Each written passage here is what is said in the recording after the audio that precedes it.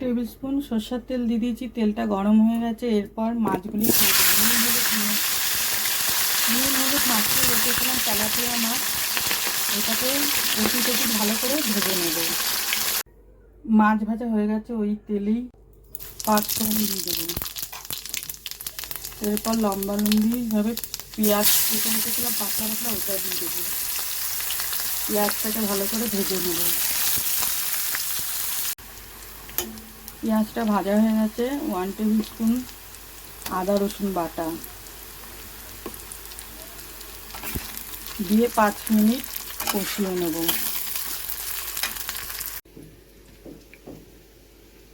এখানে half teaspoon লঙ্কার গুঁড়ো, হাফ টিস্পুন হলুদের গুঁড়ো আর 1 টিস্পুন জিরের গুঁড়ো আর 1 টিস্পুন ধনের গুঁড়ো দিয়ে গরম জল দিয়ে 5 মিনিট মশলাটাকে ভিজিয়ে রাখবো।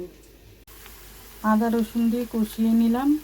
এরপর যে মশলাটা তৈরি করে রেখেছিলাম 5 মিনিট ধরে জলে ভিজিয়ে রেখেছিলাম, ওইটা দিয়ে দেবো।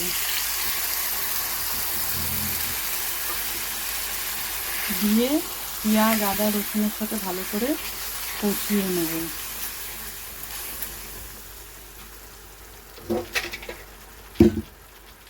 স্বাদ অনুযায়ী নুন দিতে হবে।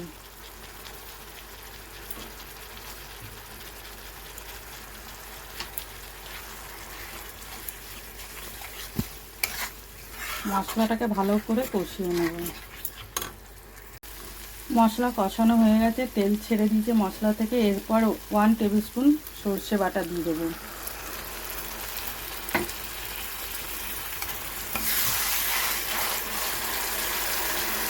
মিক্সির বাটিটা ধুয়ে জল দিয়ে দিয়েছি। এরপর মাছগুলি দিয়ে দেবো।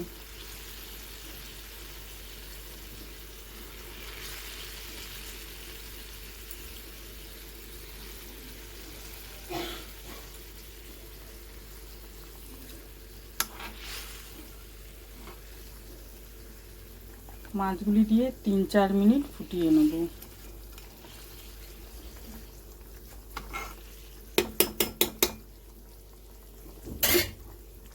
5 মিনিট হয়েছে, আমি মাছ নামিয়ে নিলাম। এইভাবে ড্রাইভাবে রান্না করবেন। গ্রেভি যে যেরকম রাখে সেভাবে রাখতে পারবেন। আমি একদম শুকনো শুকনো রেখেছি, কেন এটা তেলাপিয়া মাছের ঝাল বলে একটু শুকনো রাখতে হবে।